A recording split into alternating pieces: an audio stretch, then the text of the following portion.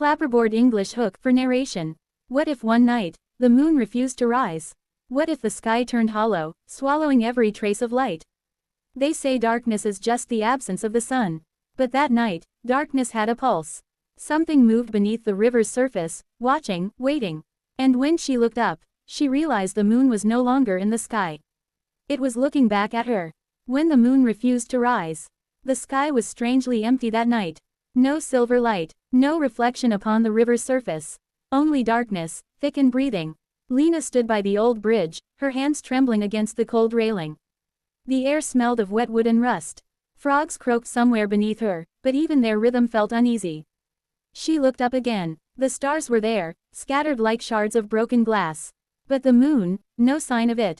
It was as if the heavens had swallowed its face whole. A gust of wind brushed her neck, gentle yet cold enough to make her flinch. She turned, certain someone stood behind her. Only the reeds swayed. The sound of water shifted, slow at first, then strange, like something rising from below. Her breath caught in her throat.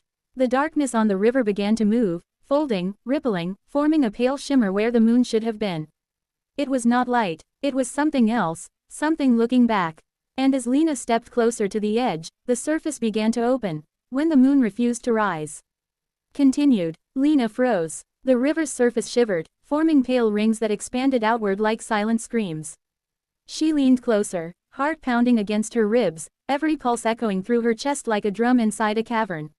The shimmer grew brighter, but it was not silver like moonlight. It was sickly white, the color of milk left too long in the dark. Something beneath the water moved, slowly, deliberately. A shape, long and thin, gliding upward. The air thickened, pressing against her ears. She could hear her own breath, ragged and loud. The surface broke. A hand emerged, pale, boneless in its softness, dripping with black water. It reached toward the bridge's edge, fingers twitching as if remembering the motion of being alive. Lena stumbled back, her shoes scraping against the damp wood. The sound was too loud, too human in the silence that followed. The hand paused, then slid back under the surface as if listening. She stared, unblinking, her lungs refusing to fill. The water stilled, no ripples, no hand, only that faint shimmer, pulsing faintly like a heartbeat. Then, a voice. It was faint, thin as air, but it spoke her name. Lena. The sound came from everywhere and nowhere, vibrating in the fog that had begun to rise along the riverbank. She whispered to herself that it was just the wind. But the wind did not know her name. The fog rolled in thicker, swallowing the reeds, the stones, even the base of the bridge. The night smelled different now, sharp, metallic, like the scent of iron and rain. Her eyes stung. She wiped her face, and her fingers came away wet and dark. It was not rain. Something dripped from the sky above her. She looked up. There was no moon, no stars now. Only a swirling void, blacker than any storm cloud, and from its depths, faint glimmers twisted, like eyes trying to remember light. The air vibrated again. Lena, the voice repeated, louder, closer. It came from the river, from the air, from beneath her skin. She backed away, heel catching on a loose plank. The bridge groaned beneath her weight, wood bending with a low, mournful sound. Her heartbeat no longer matched her breath. Each inhale was shallow, desperate. Each exhale felt like smoke leaving her body. She turned to run, but the fog had changed. It was no longer drifting, it was forming. Shapes moved within it, faint at first, then clearer. Figures, countless figures, their faces pale and eyeless, mouths open in silent screams. They floated above the ground, hands reaching forward, trembling, grasping for warmth, for her.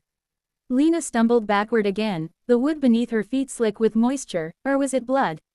She slipped, caught herself on the railing, the cold metal biting into her palms. The fog figures drew closer, their mouths stretching wider, soundless but full of intent. The river below began to churn violently, waves slapping against the bridge supports with a noise that sounded too much like laughter. Lena's breath quickened. She squeezed her eyes shut.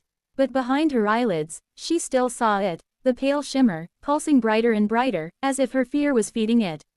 A whisper brushed her ear. "Look at me." Her eyes flew open. Standing just a few steps away, in the center of the bridge, was a figure cloaked in the same pale light. Its body was shaped like a person, but its face was smooth, featureless, like porcelain melted under heat.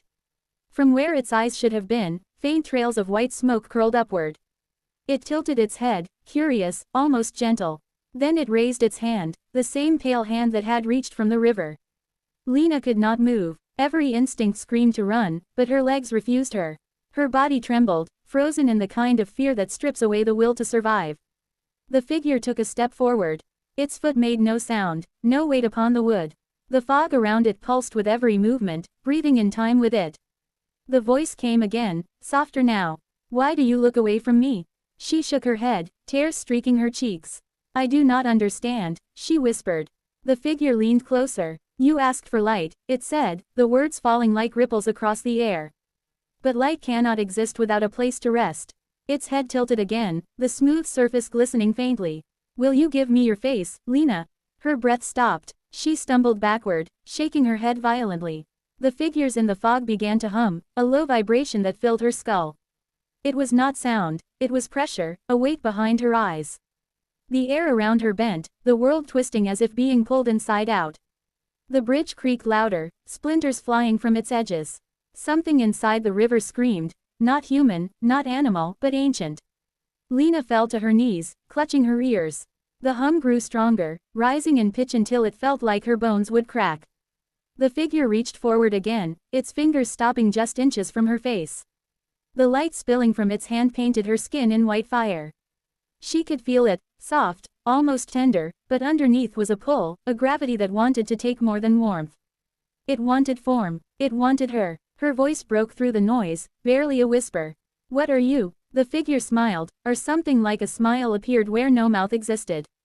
"The reflection," it said. "The thing the moon tried to hide."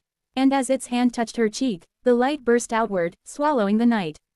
The fog screamed, the river convulsed, and the sky, still dark, still moonless, began to tear open. When the moon refused to rise.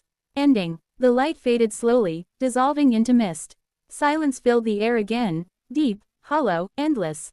Where the bridge had been, there was only broken wood, half sunk into the restless water. The fog began to thin, retreating toward the trees as if afraid of what it had carried.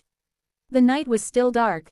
But something had changed. A faint glow spread across the river's surface, trembling like the breath of something newborn. From that glow, the reflection of the moon appeared. Perfect, round, and pale. Yet when one looked up to the sky, it was empty. The real moon was still gone. Only its image remained, trapped upon the water, moving with the current like a memory that refused to fade. And beneath it, deep in the blackness, a shape drifted, light as shadow, silent as thought.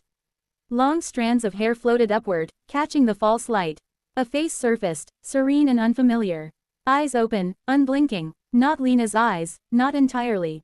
They gleamed with that same milky shimmer, watching the heavens that would not answer. A soft whisper touched the air, carried by the gentle lapping of the river. It was her voice, but quieter, distant. "The moon needed a face," it said. "And now, it has one." Then the glow upon the water steadied, calm and bright, as if satisfied. The night grew colder. The stars dimmed, as though bowing to a new and silent light. And when dawn finally came, no one in the nearby town spoke of the missing girl. But the river never reflected the sun again. Only the moon. Always the moon. And every night, its light trembled, softly, like a breath beneath the surface, waiting for someone else to look too closely.